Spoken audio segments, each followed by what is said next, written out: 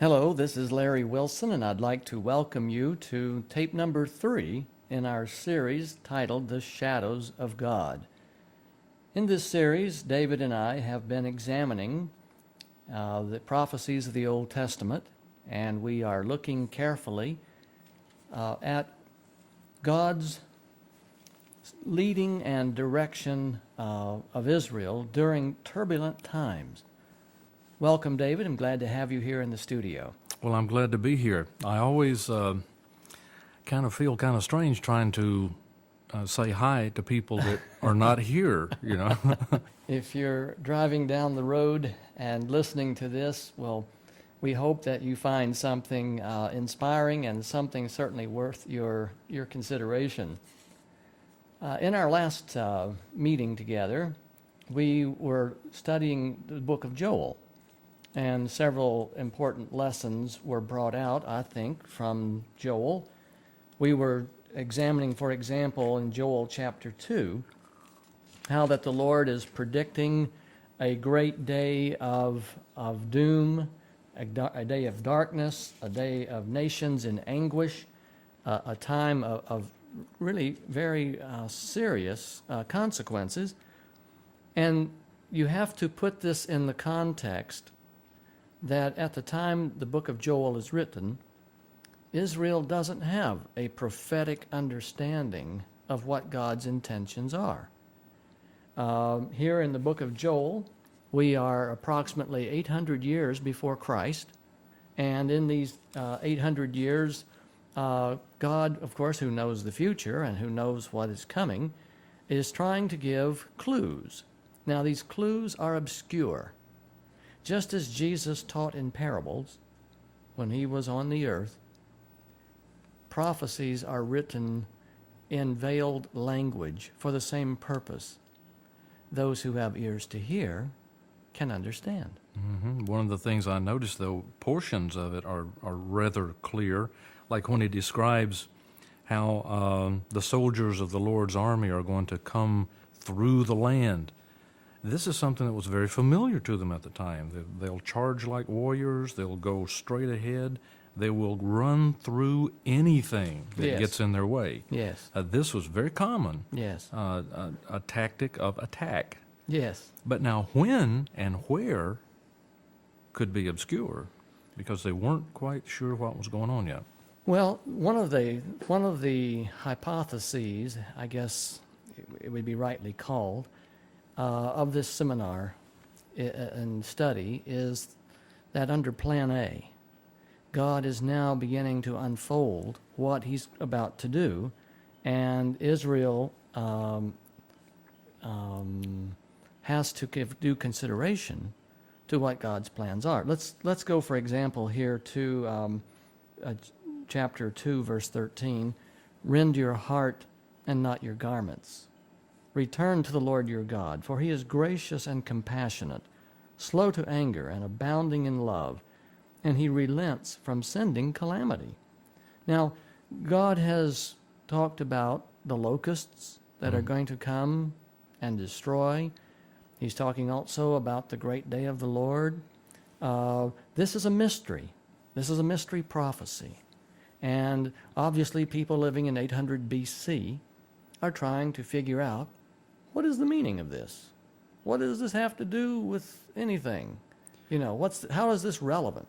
They are familiar with the custom of rending your garments over sorrow or some calamity that has occurred. Yes. And so when Joel tells them, rend your heart, not your garments, he's saying, basically, repent.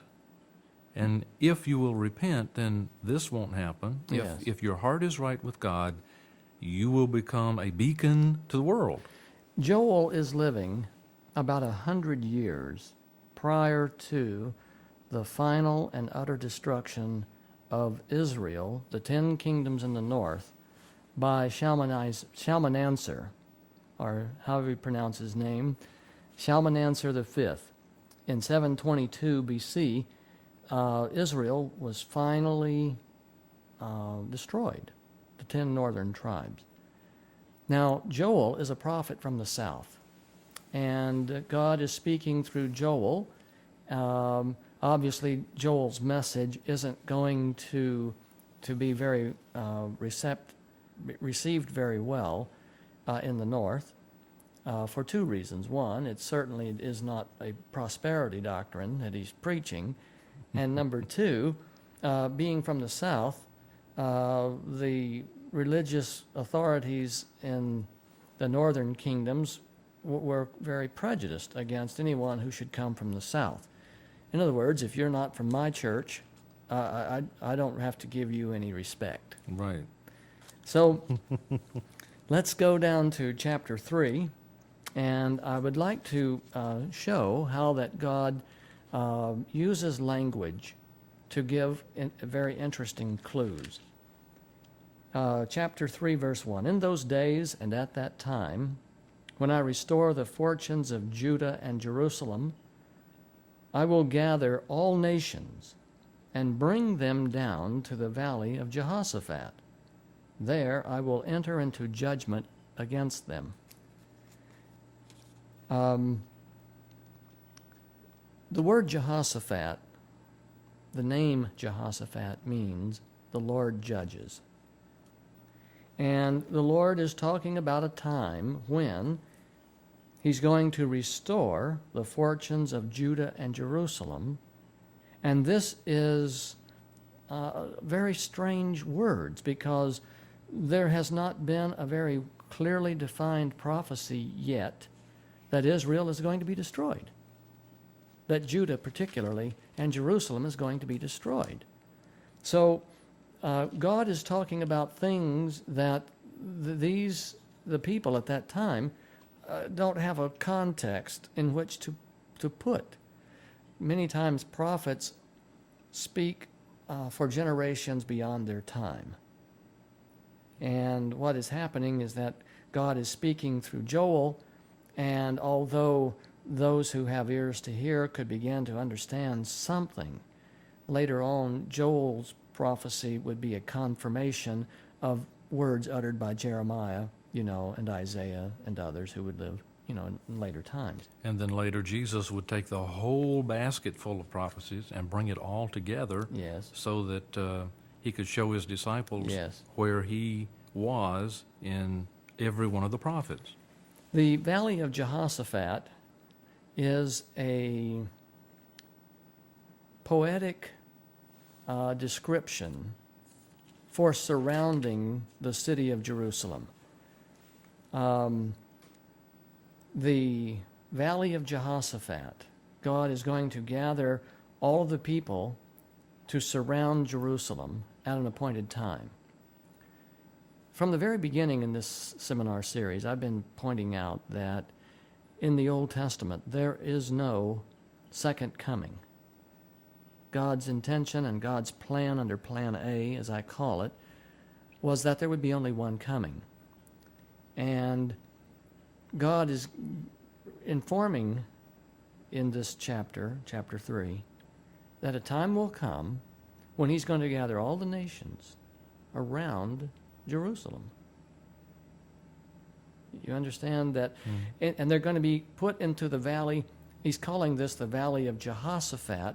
And the irony, or the poetic use here of language, is that the Valley of Jehoshaphat means the valley of decision, the valley of being judged, the valley of having to decide. And not only will individuals be having to make a decision, God himself will be deciding. And this is a parallel to under Plan B, when at the end of the 1,000 years, God gathers all the nations around Jerusalem. And there's the great white throne judgment.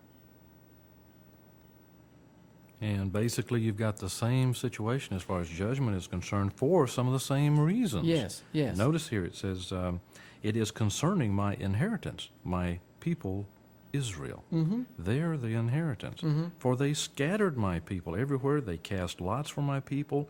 They traded boys for prostitutes, girls for wine, and they just abused them. Jump down to verse 12. Let the nations be roused. let them advance into the valley of Jehoshaphat, for there I will sit, to judge all the nations on every side.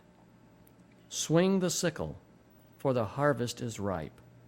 Come, trample the grapes, for the winepress is full, and the vats overflow. So great is their wickedness. Verse 14, multitudes, multitudes in the valley of decision. For the day of the Lord is near, in the valley of decision. The sun and moon will be darkened, and the stars no longer shine. The Lord will roar from Zion, and thunder from Jerusalem. The earth and the sky will tremble, but the Lord will be a refuge for his people, a stronghold for the people of Israel. Then you will know that I, the Lord your God, dwell in Zion, my holy hill. Jerusalem will be holy, never again will foreigners invade her. Okay, this is 800 BC approximately. I want you to hold your finger there, David, and I want to take you over to Ezekiel. And I want to go to chapter 37.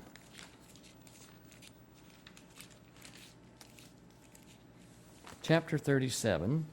Now, we're jumping forward in time.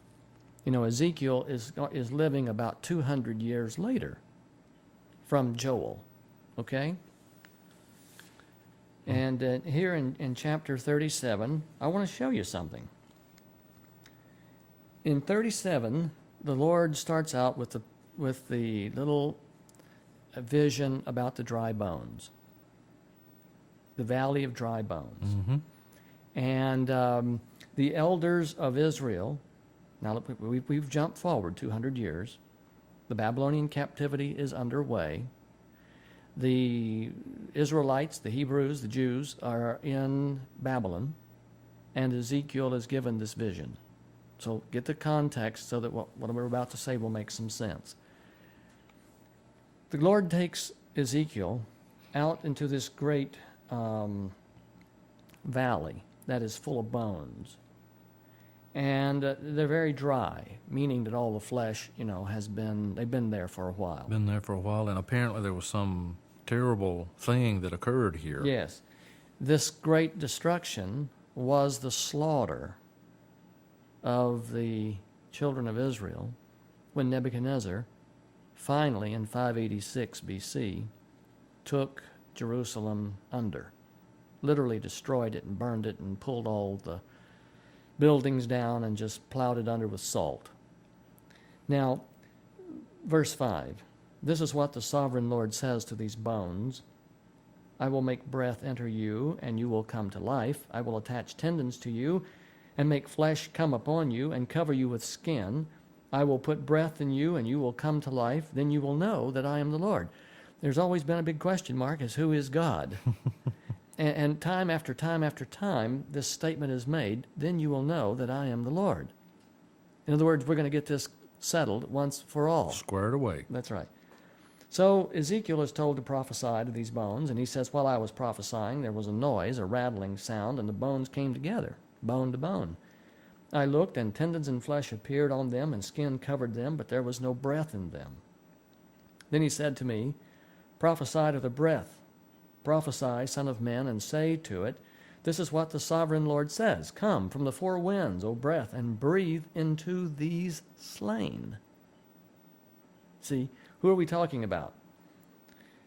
The slain that Nebuchadnezzar destroyed, that you may live. So I prophesied, and sure enough, breath came into them, and life. They came to life, and they stood on their feet, a vast army. Then he said to me, Son of man, these bones are the whole house of Israel. They say, our bones are dried up, and our hope is gone. We are disinherited. We are cut off. We have been severed.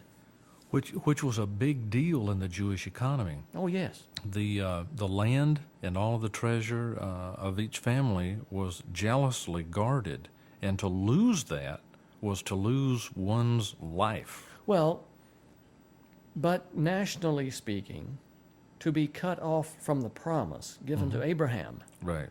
meant utter ruin and abandonment Mm-hmm. by God.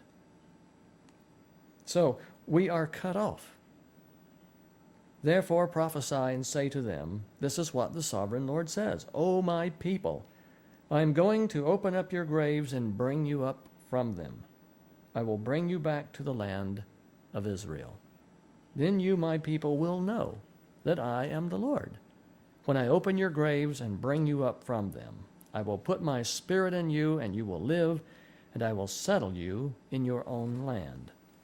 Now, so while they are in the Babylonian captivity, there is the promise of being restored to their own land. But first they have to experience, what would you say, national despair? Well, that was the whole point of the captivity. Mm-hmm. God wanted them to understand that he had had enough. He'd had enough They of, were at the bottom of the barrel. of Yeah. their apostasy. Bottom of the barrel, the only way is up. That's right. Now, the neat point here is that God is speaking through Ezekiel, who is out among the people, the exiles, the captives. God is also speaking to Daniel, who's in the White House. See, Daniel is serving in the king's court. Ezekiel is out here among the people. God tells Daniel, on or about the same time, that Jerusalem, there will be a decree to restore and rebuild Jerusalem. And marking from that decree until the appearing of Messiah the Prince would be 69 Jubilee weeks. So God is talking to Ezekiel and to Daniel at the same time, and he is unfolding more of the shadows of his plan. Now, jump down to chapter 38. When we get to Ezekiel in this seminar, series, we will certainly go over Ezekiel. But I want to jump down to chapter 38. This is a chapter that has confused many people through the years, and I have heard unbelievable interpretation on what it means, and the meaning is incredibly simple. The word of the Lord came to me, Son of man, set your face against Gog, the land of Magog. Now this name, Gog, is very close to that of God in English, and the land of Magog, the chief prince of Meshech and Tubal. Prophesy against him and say, this is what the sovereign Lord says, I am against you, O Gog, chief prince of Meshech and Tubal. All right, let me explain this before we read the verses. In this prophecy, God is identifying a person named Gog, who at an appointed time in years in the future, in the distant future, is going to be summoned by God to come against Jerusalem with the intent to destroy it. This warrior, this great warrior, Gog, is actually the devil. It doesn't say so at first, nor does it say so in Ezekiel proper. But once you begin to put together what all the prophets have to say, we find that Gog turns out to be the same thing as this king of the north in Daniel chapter 8 as well as chapter 11. It turns out that under plan B, he's called the man of sin and the lamb-like beast. Gog is going to bring all of the nations of the world against Jerusalem and surround it. That's what Ezekiel 38 is saying. A lot of present popular prophetic commentators are saying that he comes out of the north, and this is Russia, because this is the arch enemy of Israel, which is communism, which is, anti-godliness. And I understand that there's even some suggestion that one of the Hebrew words may come from a root called Rosh, from which we get Rasha. Um, that to me is an interesting coincidence, but it has no merit whatsoever. As we look at Jeremiah, as we look at Ezekiel, as we look at Isaiah, in fact, as we go through all the prophecies, we will discover that destruction, divine destruction, always comes out of the north. The north is always referred to as the source of divine destruction. Now, you got to remember how this works. Back in ancient times, the world wasn't round. The world was flat. According to the popular view of the day. Well, it wasn't until Columbus sailed the ocean blue in 1492, was it, that he proved the earth was round.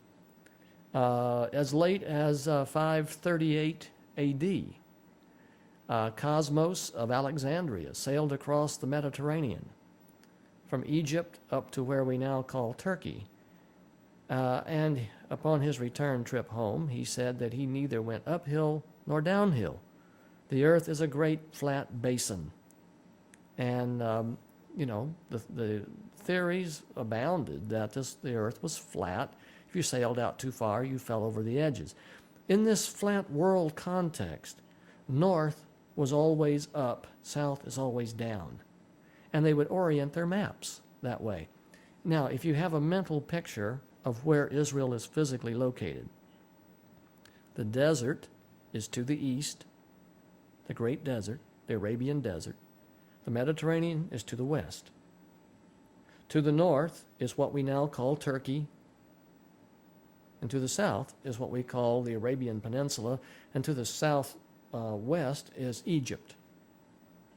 So Israel is located precisely in a little land bridge between the great desert and the great sea.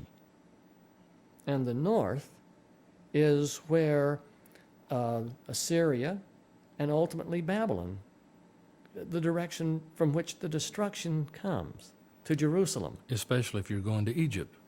Yes. And so in Daniel 11, we have all of these conquests between the kings of the north and the south. And Israel is caught in the middle because it's the land bridge between these great warring nations. Yeah, they're not going to build boats and sail around it. They're No. not going to attack the desert. Right. So the most logical way to go is through this little section of land right Yes. here. Okay. So in Ezekiel 39, we have this prophecy about Gog. I said 39, I meant 38. It's actually carries on into 39, but we're right now in 38. Look at verse 7. God says, "Get ready, be prepared, you and all the hordes gathered about you, and take command of them." Say, Gog is going to take command of a great hordes, great army, great multitude without number. After many days you will be called to arms. In future years you will invade a land that has recovered from war. And so, God is talking about Israel after Israel has been repopulated. Verse 10. This is what the sovereign Lord says. "On that day thoughts will come into your mind, and you will devise an evil scheme. You will say, 'I will invade a land of unwalled villages. I will attack a peaceful and unsuspecting people, all of them living without walls or gates or bars.'" Now, what I'm describing to you here, let's go back to Plan A. Under Plan A, Jesus was going to come at the end of the 70 weeks, or at the beginning of the 70th week, actually. He would die in payment for the penalty for sin. The Father would kill the Son. We talked about that. Then from there, Jesus, upon his resurrection, would have begun the establishment of his kingdom on earth. And he would have led his people into a kingdom of righteousness. He would have been the president and CEO and high priest of Israel.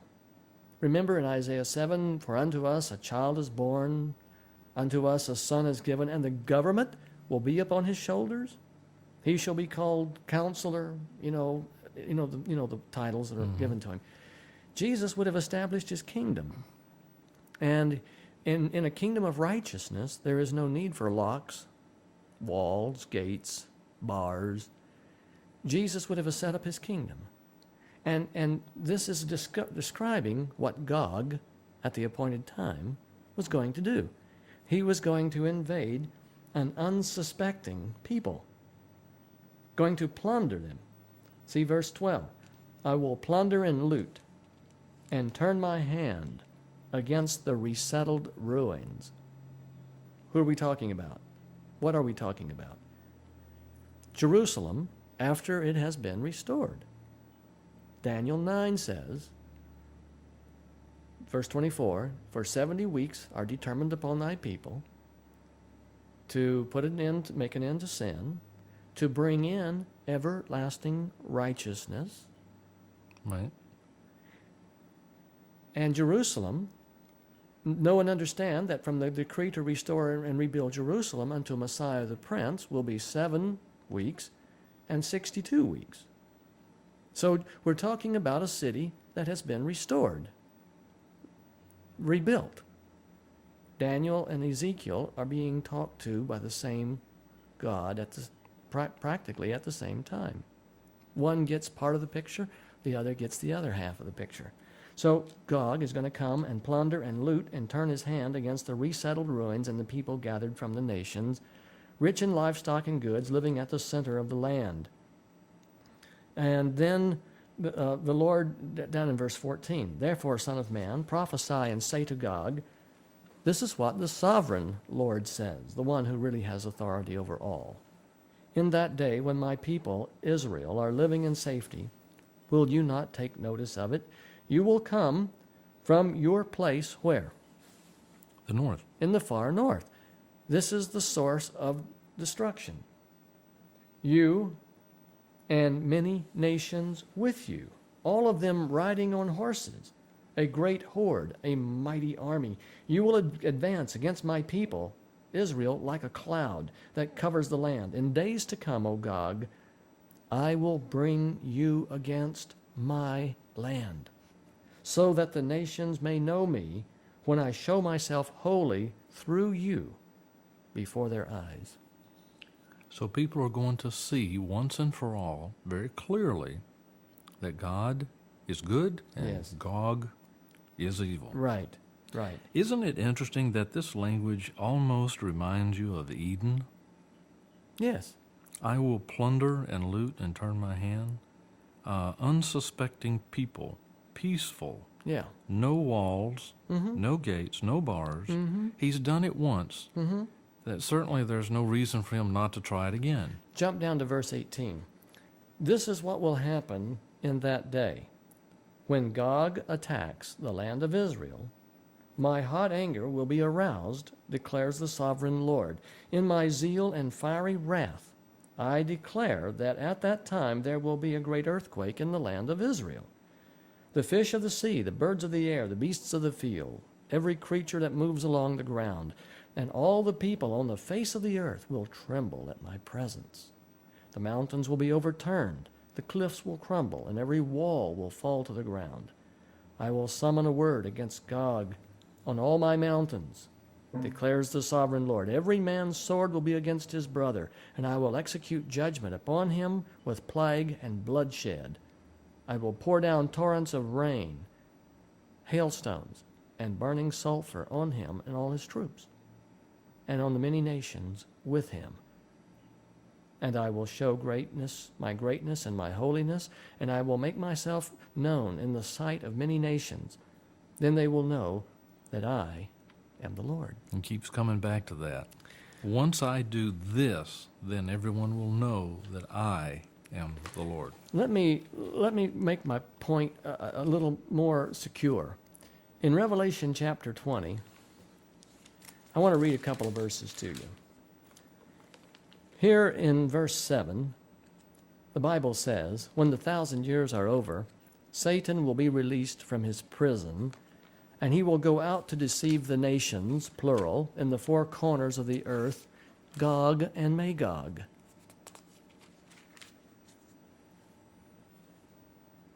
Do you see that? Yeah. let's see. Yeah. to gather them for battle. In number they are like the sand of the seashore. And what did? They marched across the breadth of the earth and surrounded the camp, the city of God's people. He has every intention of attacking Yeah, a peaceful and secured people. that's right. Now, why does John use the language Gog and Magog here in Revelation 20? What's his point? Well, he's using language that the prophets that these people would be familiar with used, and basically he's trying to say it's the same person. It's the same thing, but under Plan B. Mm-hmm. In other words, now let's go back to Joel chapter 3. That's where we were before we were rudely interrupted. I want you to see Joel chapter 3 in the light in which it's intended to be seen. Look at verse 12 again. Let the nations be roused. Let them advance into the valley of Jehoshaphat. For there I will sit to judge all the nations on every side. Swing the sickle, for the harvest is ripe. Come, trample the grapes, for the winepress is full, and the vats overflow. So great is their wickedness. Multitudes, multitudes in the valley of decision. For the day of the Lord is near in the valley of decision. The sun and moon will be darkened, and the stars will no longer shine. The Lord will roar from Zion and thunder from Jerusalem. The earth and the sky will tremble. There's that earthquake. Well, again. yes, and we have all the nations gathered in the great valley of Jehoshaphat, the great valley of judgment. And in Revelation 20, starting there, if I didn't read far enough, but I was pointing out that Satan will be released. He will gather the nations. They will rush up on the city. And then we have the great white throne judgment. God, in the white throne judgment, the purpose then, as well as back in Joel chapter 3, was not to determine who would be saved and who would be lost, because that has already been determined. The purpose of this judgment, the great white throne judgment, and under Plan B, is God is revealing why to each person he could not save them. He is going to confront each one that he has condemned and show them, A, why they were condemned, B, what their penalty will be, and C, he's going to show them what they chose to miss because of their behavior. And I also think he intends to show them that they haven't changed. Yes. Even if he gave them another chance, they wouldn't change. No, the heart remains unchanged. Mm-hmm. And their very presence, standing in armor around the city, Ready to attack and to destroy, is confirmation that their attitude is still the same. Right. So you can see that Joel, as we've already seen in Obadiah, Joel is a shadow. The book of Joel has a lot to say when we put the pieces together. If you don't have other pieces, obviously Joel is so far out of context of anything that's known in 800 BC that it's just interesting, but what can you do about it? Mm-hmm. And had Israel lived up to what they were supposed to have done, history would have changed dramatically Yes. from what we look back yes. on now. Yes. Speaking of changed history, that takes us to our next book of the Bible in our little study. We're going to now go to the book of Jonah. Jonah illustrates that you can change history. That's right. I mean, this concept that Obadiah and that Ezekiel and Joel bring to us is that here is what will happen if. And Jonah gives us a classic example of that very thing occurring. So to say that this is not something that will happen is a little bit... We have a precedent here where it actually happened. let me put Jonah in some context for a moment. Jonah is appearing on the scene chronologically about 60 years prior to the utter and full destruction of Israel. Jonah is chosen by God to go to the house of his enemies over in Nineveh to give them a message of doom, but a message of hope. God thought and hoped that as Israel would watch this drama unfold, they might get a clue about their own destiny. Well, he always has given every one of us a clue. How we react to it is our own choice. God always gives enough evidence so that faith is merited. God does not ask us to put faith in Him without giving us sufficient evidence upon which to support and sustain that faith. God chose Jonah and He said, I want you to go over to Nineveh and I want you to say something for me. Go and preach against it, because its wickedness has come up before me. But Jonah ran away from the Lord, got on a ship and headed for Tarshish. He went down to Joppa, he found a ship there, and he got aboard and sailed away. And you know the story. The great storm came up, and they tried to figure out who had caused this great calamity.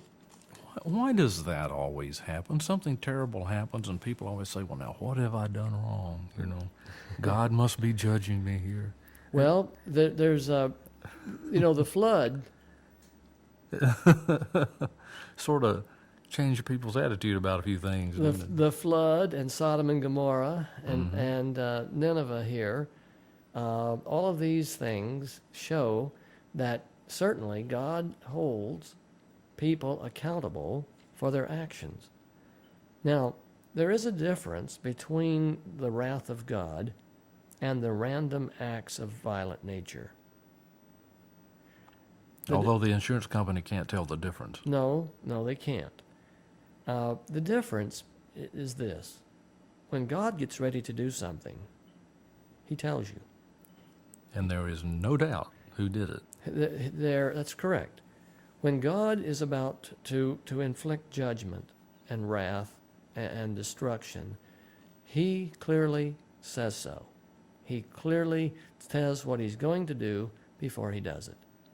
Now, the Oklahoma City tornado, I do not take it to be a manifestation of God's anger or wrath upon those people.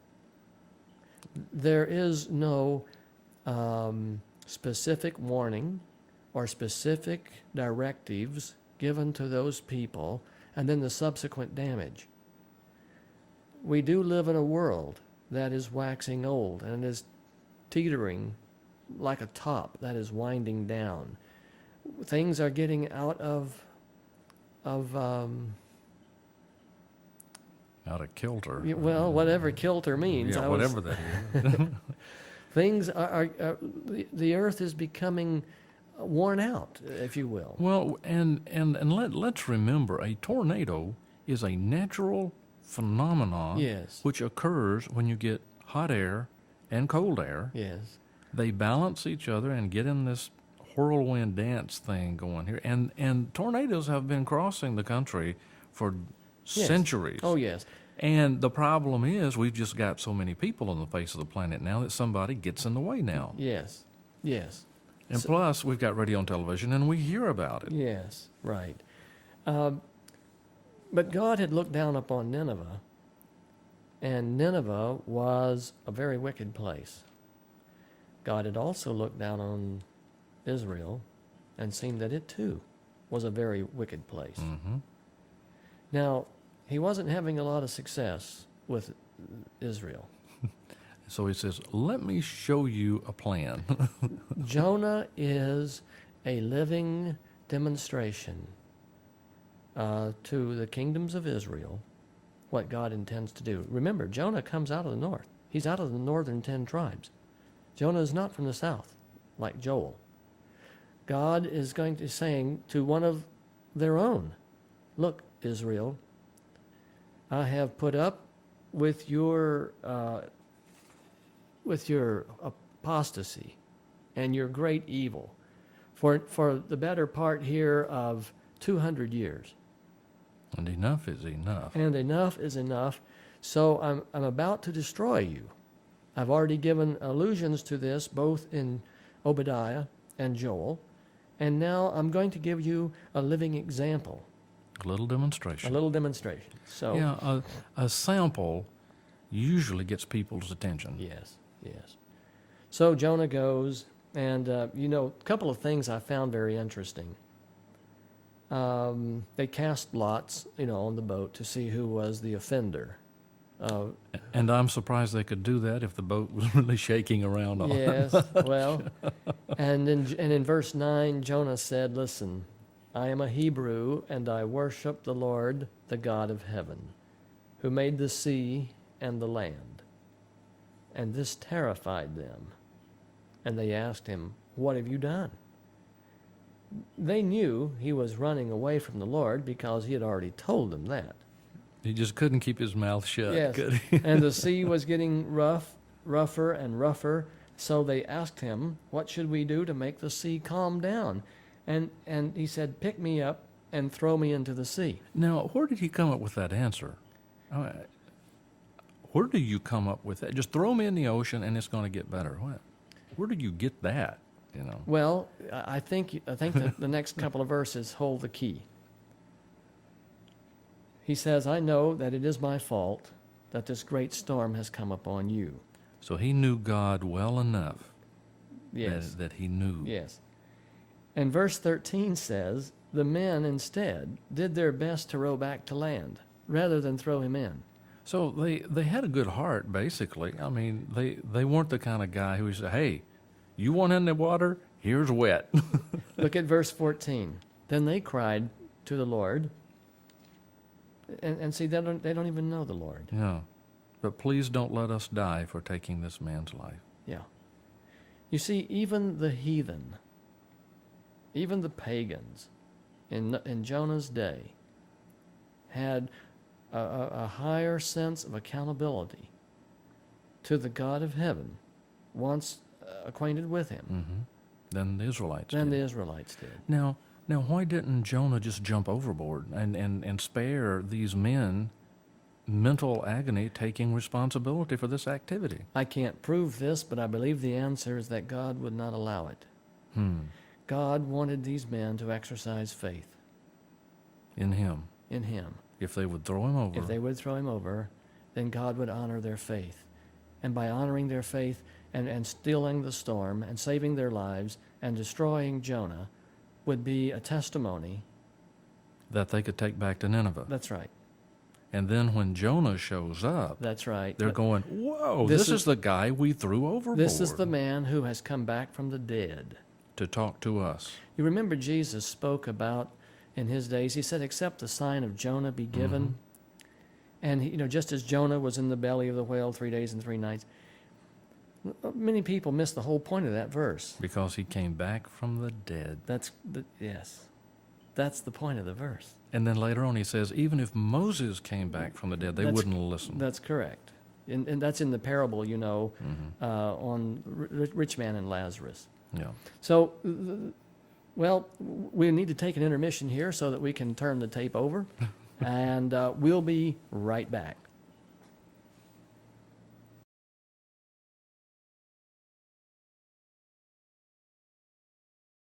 Well, welcome back to the second half in our third study on the subject Shadows of God. In this series, David and I are reviewing and examining the Old Testament prophecies and noting what they intended to convey to Israel. Many times we try to read the Bible with our Nikes on. rather than reading the Bible with sandals. You can't take what we know today and read what was written in 800 or 700 BC and appreciate it until you put on their sandals and stand where they stood. We read so much more into it because obviously we have hindsight.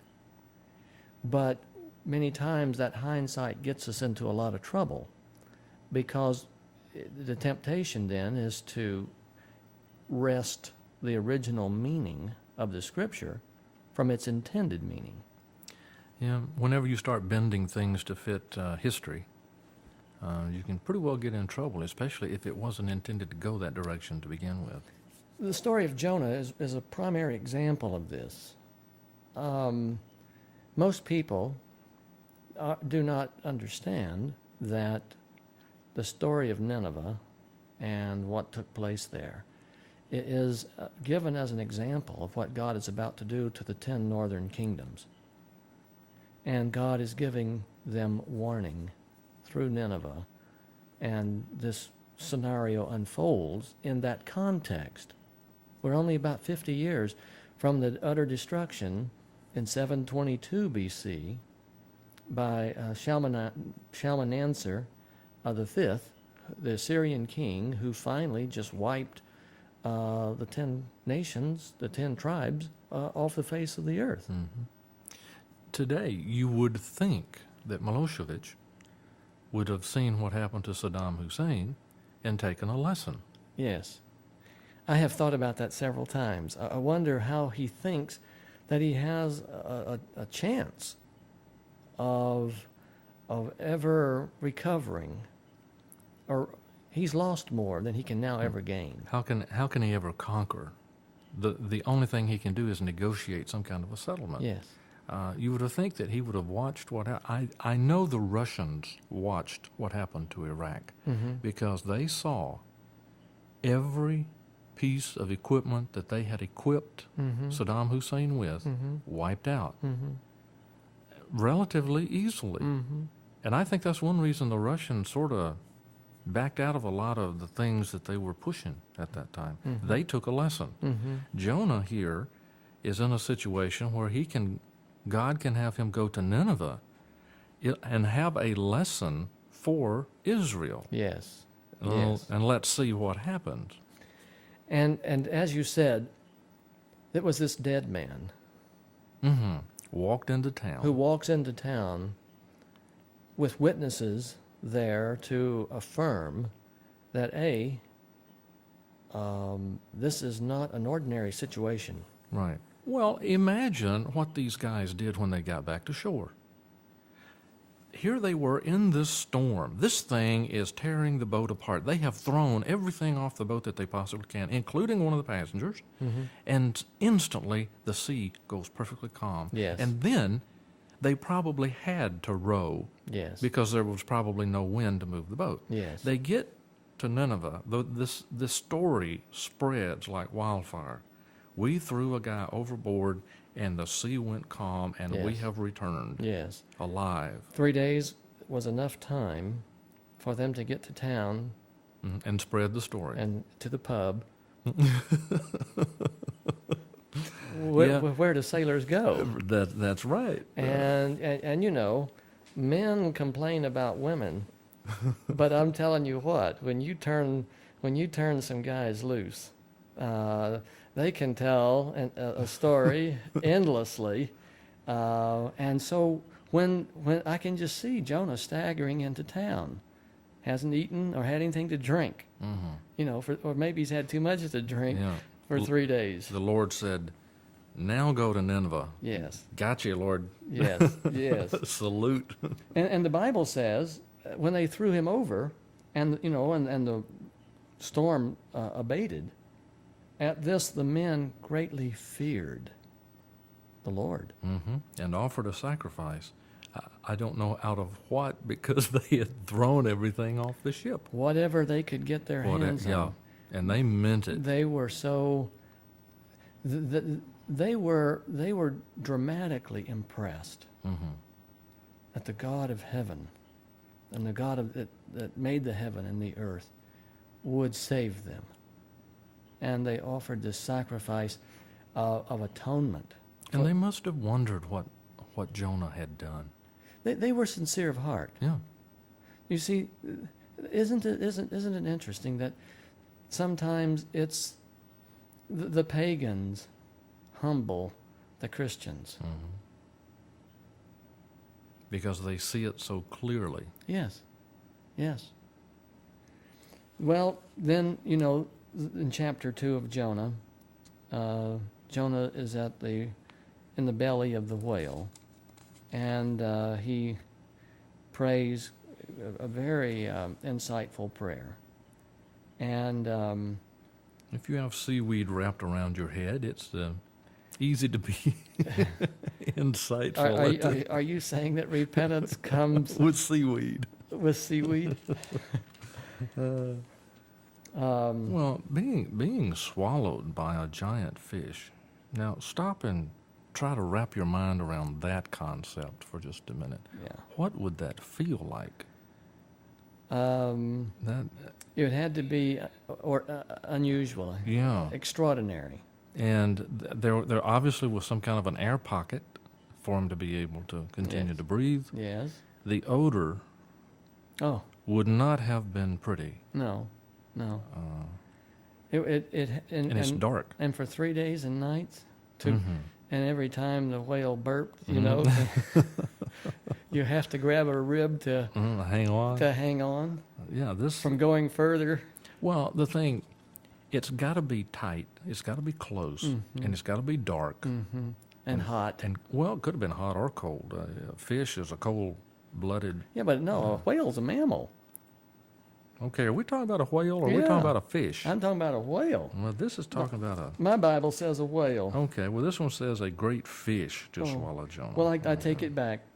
I take it back. That was the Larry Wilson edition that said whale. Suddenly, the publisher got a new revision. Yes, it could have been a shark for all I know. Okay. Now, But anyway, the point is, there had to be something that grabbed Jonah's attention Yes. to get him back on the right track. verse 8 is kind of interesting.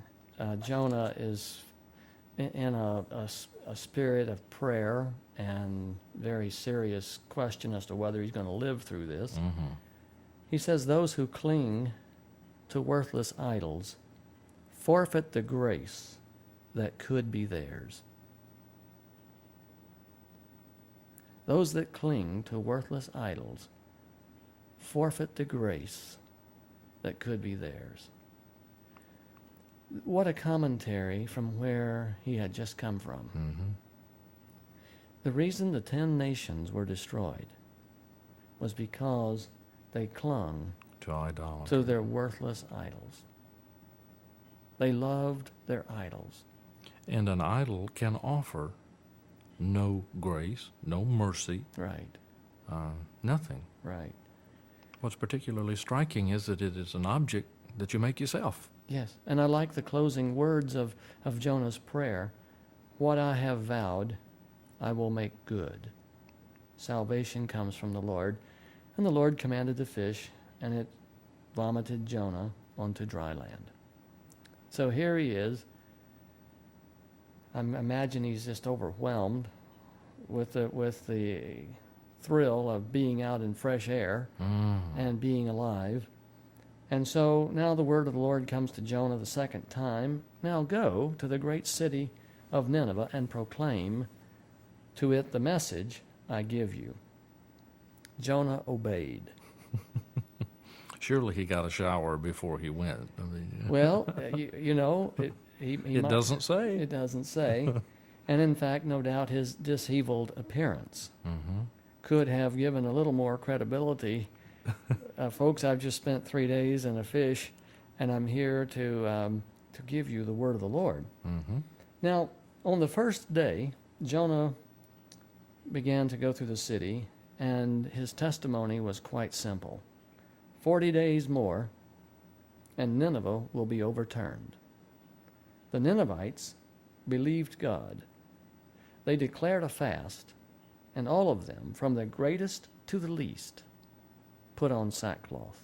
Now, this has always amazed me until we began talking about the fact that this was a dead man Yes. who came back to Nineveh. Yeah. Why would they believe this Yeah. except something like this occurred? Let me put it into context. I said earlier on the other side of the tape that God does not ask us to put confidence or faith in Him without first giving us enough evidence upon which that faith is to be built. Right.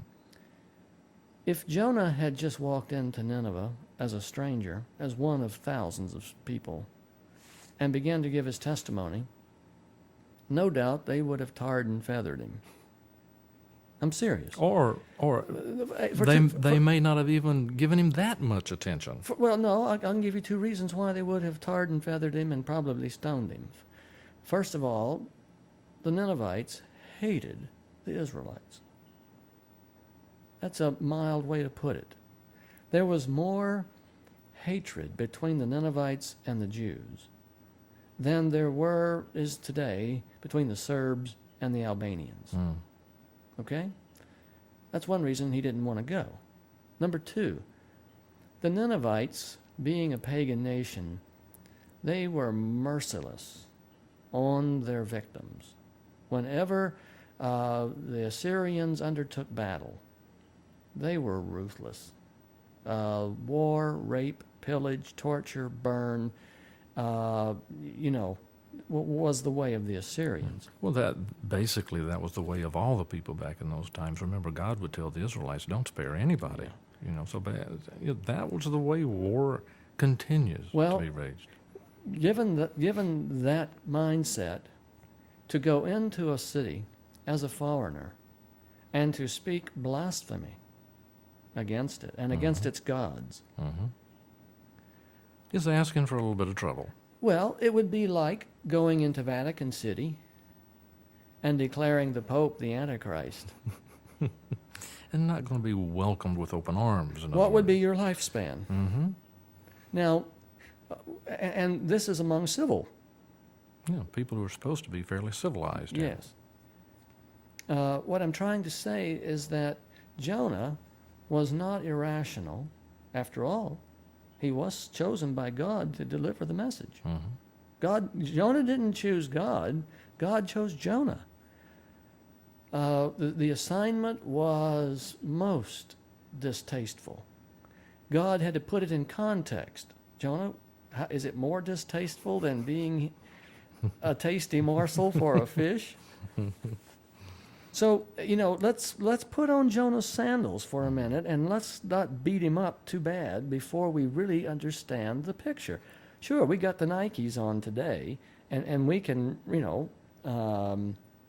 draw conclusions that have nothing to do With reality. with the reality. As a matter of fact, Nineveh was so significant a city back then that it took you 3 days to walk across this city.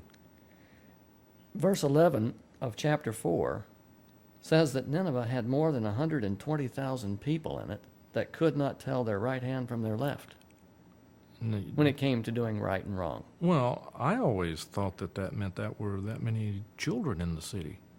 A child can't tell his left hand from his right hand. So if you've got 120,000 children in the city. Well, no, the illustration, God is saying, I've got 120,000 here that are like children. They can't tell right from wrong. They have gone so far Into degeneracy. Into decadence. Then I'm going to destroy it. I'm going to destroy the whole city. They can't come back. They're so far gone, Right. They can't come back. Right. Okay. Unless they repent. I mean, they are so stooped and steeped in their evil and decadence that they can't tell right from wrong. 120,000. Now, that's a pretty good size. How big is Chattanooga? Chattanooga's probably 250,000 if you count the greater metropolitan area. Let's say it's 300. All right, half of that. Half of Chattanooga. Half of Chattanooga. Yeah. just disappeared. Yeah. Well, it's So Jonah has every, he's a rational person. Jonah is a good man. God doesn't choose criminals to do his work. right. There was something worthy about Jonah. When Jonah sized up the mission, He went AWOL.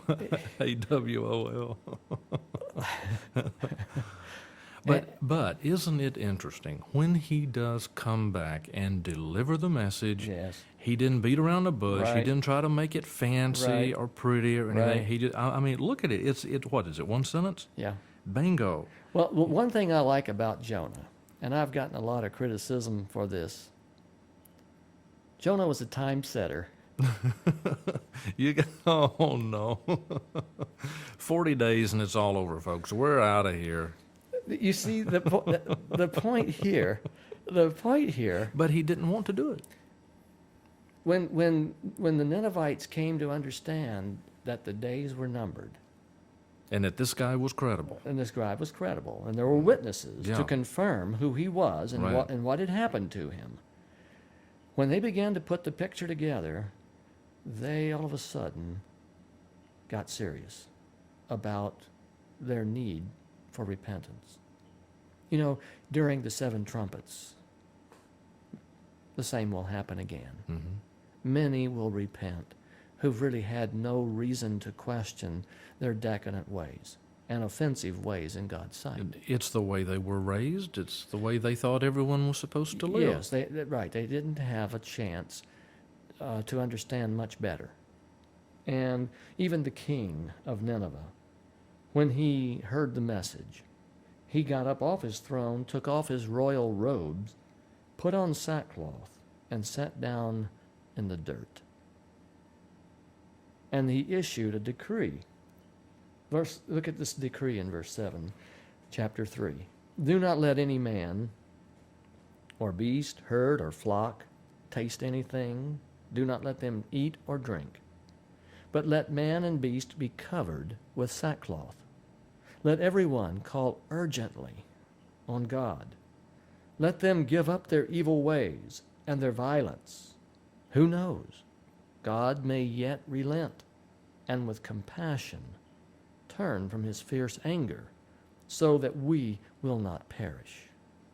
So they understood compassion, even though they were a merciless people. They understood that there was a condition, that there was a moment of mercy, Mm-hmm. 40 days. And they wanted to get it. And they began to see, if we don't take advantage of this, we're dead meat. Mm-hmm. And when God saw what they did and how they turned from their evil ways, he had compassion and did not bring upon them the destruction he had threatened. Now, I want to zoom forward for a moment and put this during the context of the 7 trumpets. For those of you who are maybe new in this seminar series to a number of the things that I teach, I hold that God's judgments are forthcoming, and they're described by the 7 trumpets of Revelation. There are actually 14 judgments in all, 7 first plagues, 7 last plagues. During the 7 first plagues, a period of about 3.5 years, the world is going to respond to the manifestations of God's anger and God's wrath in attempting to coerce everyone into appeasing God. And this is where the persecution of the saints is going to occur. That's described so clearly in Revelation 13:5 for 42 months. The Bible says in verse 7 that the beast makes war against the saints and conquers them. I'd like for you to understand that the war to the carnal mind is natural and an orderly process. This is a primary example of that process. Mm-hmm. Where civil authority So- takes over so- and says, folks, we've got to do this. That's correct. You will do this. That's right. This king ushers in a decree. He's the political leader of this great city. The king and his nobles Yes. sign off on Oh that. yes, and his cabinet, and he issues a decree that a fast be declared. No one is to eat or drink, man or beast. And let everyone call urgently on God, and I'm sure that many made and presented sacrificial offerings.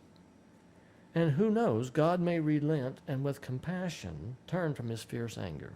But he's also specific. He says, give up evil ways and your violence. Yes, and that will be precisely the claims that are forthcoming. And let me explain this for just a minute. I want to digress on this because the Bible has much to say about things past, present, and future. And by looking at the past, we more clearly can understand the future, especially as we understand the prophecies of Daniel and Revelation. When God's judgments began, it will be like the tornado in Oklahoma City, except it will be worldwide.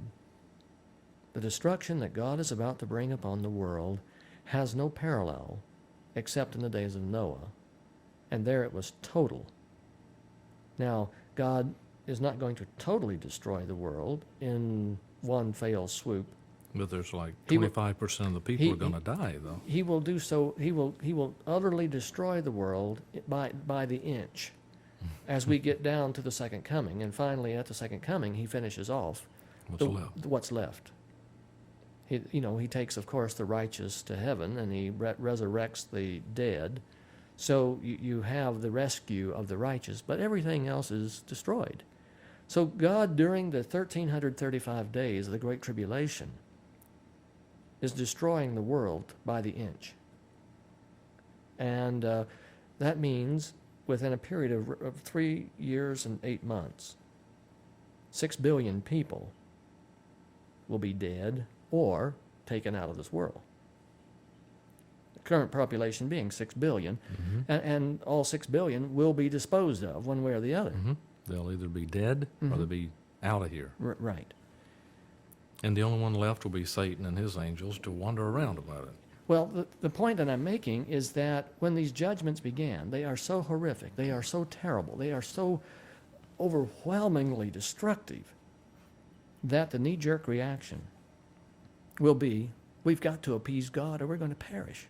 And you notice they know it's God. They will know that God is doing this. Yes. This is not And- some capricious And the freak of nature. And the pastors and the clergy of all religions.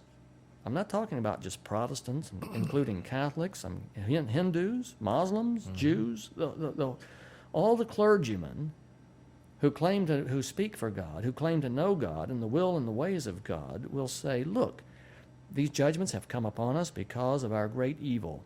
Therefore, we've got to dispense with evil in order that God may turn from his wrath.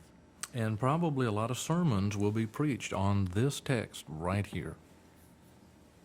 I am sure of it.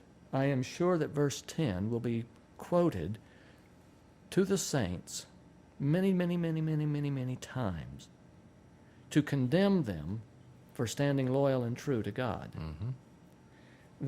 When God saw, I'm reading verse 10, what they did and how they turned from their evil ways, he had compassion and did not bring upon them the destruction he had threatened. And the pastors are going to be saying to those who won't go along with their decrees and their laws respecting God, listen, you're holding back being set free of these judgments.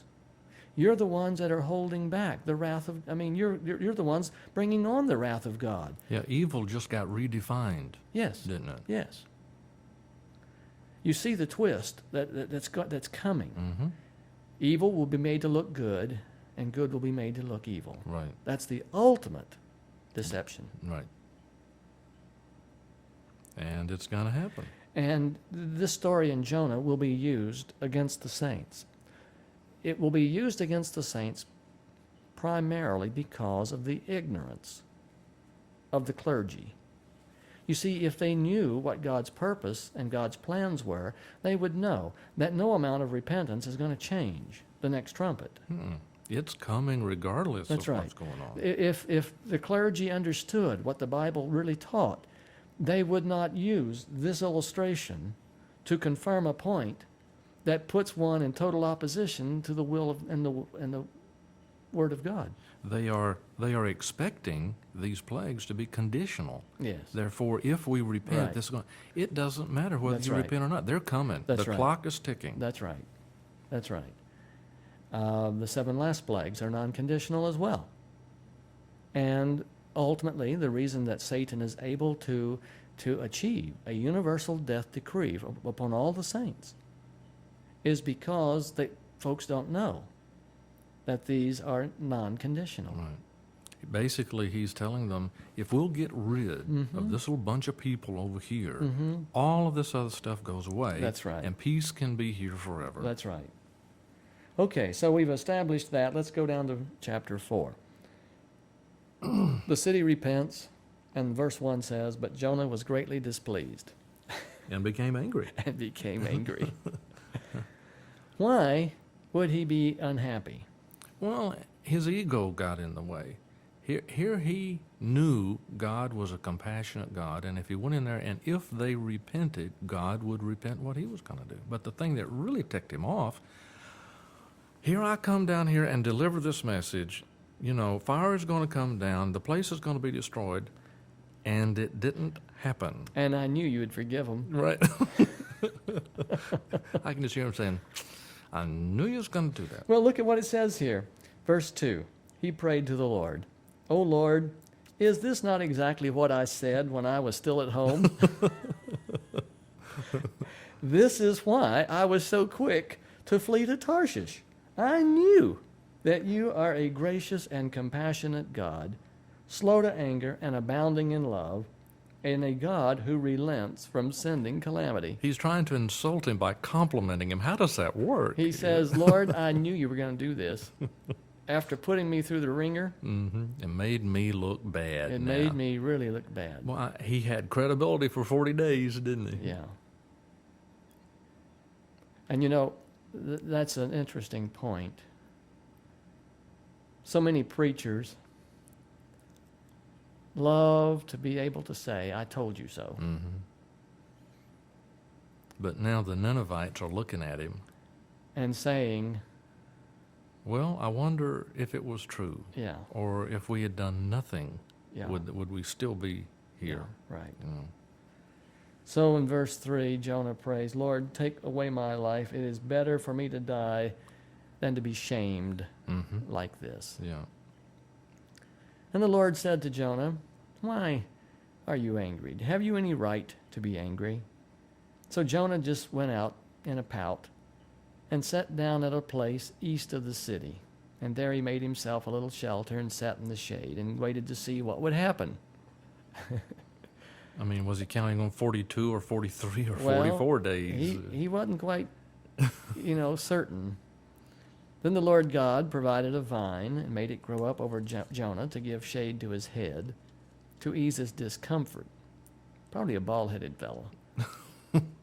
I'm not going there. Well, the Bible says Jonah was very happy about the vine. But at dawn the next day, God provided a worm, which chewed the vine so that it withered. And when the sun rose, God provided a scorching east wind, and the sun blazed down on Jonah's head so that he grew faint. He wanted to die, and he said, "It would be better for me to die than to live." But God said to Jonah, "Do you have a right to be angry about the vine?" "I do," Jonah said. "I'm angry enough to die." He just loved to be angry. He is in a real state of what we call a snit. yeah. He is in a snit. You got it. The Lord said to him, "Listen, you have been concerned about this vine, though you did not tend it or make it grow. It sprang up overnight and died overnight. But Nineveh has more than 120,000 people who cannot tell their right hand from their left, and many cattle as well. Should I not, as sovereign God and creator of those people, be concerned about that great city? God's trying to put it in perspective. Yes. Get over your ego here. God is trying to show Jonah, the Jew, two profound lessons. Jonah believed that his church was the only right church. And if you weren't a member of it, you're in deep trouble. You were not counted of any value by God. Let's get this picture very clear, very sharply focused. Jonah believed as a Jew that all others were outsiders And had no right or privilege to be saved. or claim for salvation. You had to become a Jew in order to be saved. And that's exactly the opposite of what God's trying to get Israel to do. Israel is supposed to be proclaiming God to these people. This was the message that we began this seminar with. God intended that Israel would be a nation who would go forward proclaiming his love, demonstrating that love, And bringing all nations to Him. and bringing all nations to enjoy and appreciate that love. And instead, They became exclusive and isolated. and isolated, and that isolation brought about fermentation. Fermentation brought about apostasy, and apostasy brought about destruction. God is trying to show Jonah, through this Nineveh experience, that he is a great God of love, and he looks with compassion upon all people, even the enemies of the Jews. He loved them enough. He was willing to relent from his destructive acts. That had to be a hard lesson for Jonah to take. Yes. The second lesson that God is trying to get Jonah the Jew to deal with here. Jonah didn't love his neighbor. Well, he and his nation weren't demonstrating their love by sharing God and God's benefits with the other people of the world. Jonah had only contempt. And this is my point. Even after taking the ride on the submarine, Mm-hmm. he was still filled with contempt. And this contempt is proven after having preached the message and having seen the conversion and the repentance. He is angry because God didn't do what God intended to do. Would Jonah, if he'd had the power, even after their repentance, He would have he burned have them. pushed the button? He would have burned them. Yeah. See, that's God is showing Jonah the Jew that you really don't love these people. You would destroy them in a minute if you could. You are more interested in a vine Mm-hmm. than you are 120,000 people. 120,000 people. You are more concerned about your own self, your own selfish need, than the salvation and redemption of 120,000 people. Now, what does that say to The- us today? The story of Jonah is a corporate slap in the face to Israel. And bringing it down to our time, the same is true all too often. Churches become only concerned with themselves, Their own members? looking after their own flesh and kin. Mm-hmm. They become everybody else's outsiders. Everybody else is wrong. Everybody else lives out there in iniquity. Everybody else is out there living in degradation and sin. But we are the righteous. We live in here in holiness and piety, and God loves us. And heavens forbid that one of those people would come in the front door.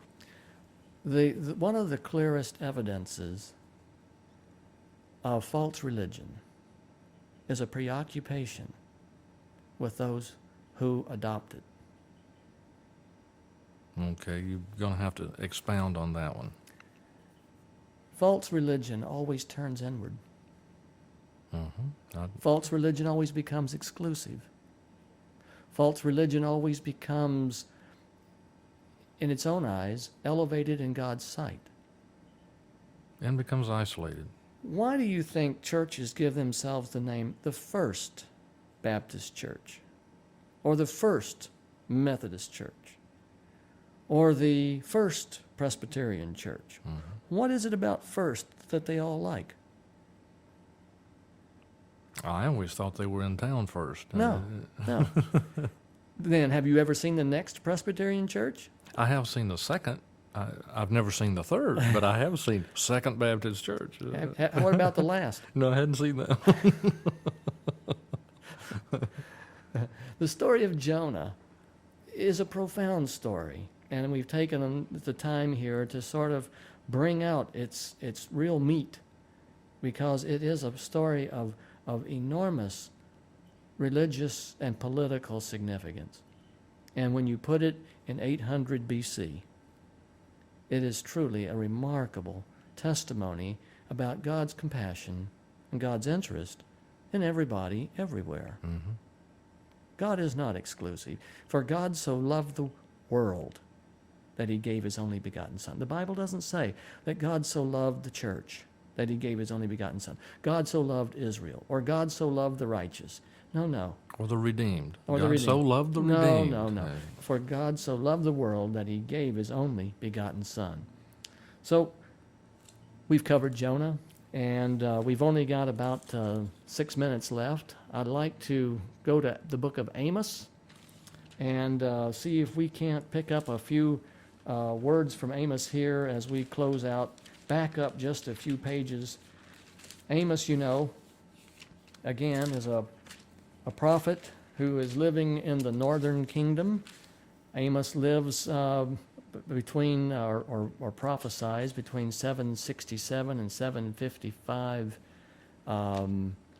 BC. Amos lives between the time of Jonah and Hosea. And Amos, of course, comes from the north. And certain things about Amos that we need to bring out in this Shadows of God series that I think are very important.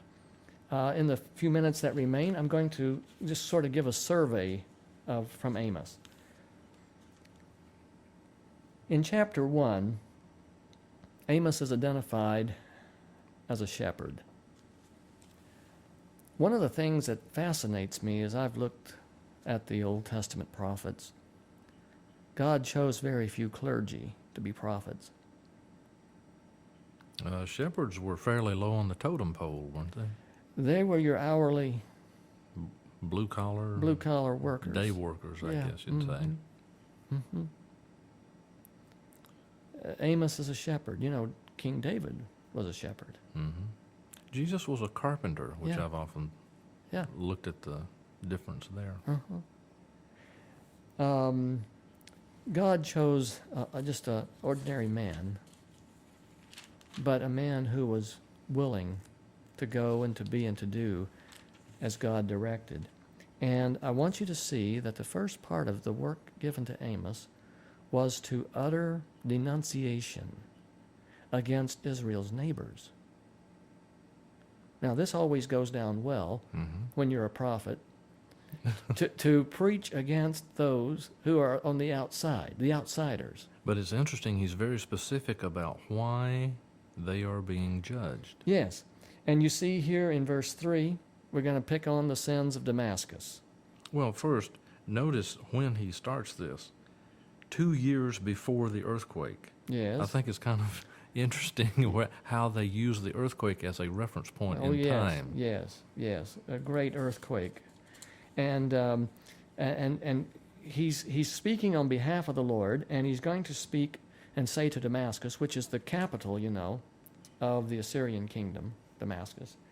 And he's going to utter imprecations and judgments against Damascus. And then he turns from there to Gaza in verse 6. And then in verse 9, he turns to Tyre. And then in verse 11, to the nation of Edom. in verse 13 to the nation of Ammon. Then in chapter 2, verse 1, he goes on to Moab. And then in chapter 2, verse 4, he hits on Judah, which is in the south. And last, he hits on Israel in chapter 2, verse 6. And a lot of it is for the same sin. Well, the point here is that he has spoken about God's wrath and coming judgment upon all surrounding nations, including Israel. Mm-hmm. The point here is that God is drawing the story into better clarity. It's a tighter circle Tighter now. circle. We start off in Obadiah talking about a great day of the Lord, the nations in anguish. We talk in Joel about the great day of the Lord and the nations all being gathered together. In Jonah, we take a little aside for a moment. God demonstrates his love for the Assyrians, through Nineveh. What God is trying to show is that he's going to deal with the world, and that also includes his people. Now, let me make this point very clear. God will deal with his people in the same way that he deals with the world. Because sin is sin. That's right. That's right. And you'll find here in Amos that God is using the same language for Israel and Judah that he's used for all their enemies. Mm-hmm. And that's got to be on purpose, because they were listening with some glee, I'm sure, Yes. as he talked about Yes. Tyre and Edom and Yes. Ammon and all those. They're saying Yes. they deserve it. You Yes. can just hear the brethren saying, "Preach on, brother. Yes. Preach on, brother." Yes. And then suddenly they hit Judah, and I'll bet there wasn't an amen in the house. Well, it's hard. It's very hard for religious people to be told they're wrong. Or that they are doing wrong. Yes. They're sinning. Yes. It's hard When to they've call been- sin by sin When they've been anymore. convinced otherwise. Mhm. See? Everybody else is wrong. We're right. Yes. Therefore, the challenge of Amos is to show Judah and Israel. And remember now, we're just very close to the time when Israel is going to be totally wiped out. There should be some signs on the horizon. That's right. It's very difficult for him to stand up and to reveal Israel's apostasy. But God enables him to do it by showing the apostasy of all others, Mhm. And then comparing it to what they're and then doing. comparing with all What others. would happen if someone stood up today and started talking about America? That we'll have to pick up in the next tape, for we are out of time. It's been a joy to be with you today. Our great desire is that God will continue to bless you as you study with us through the Old Testament and the shadows of God. May God be with you.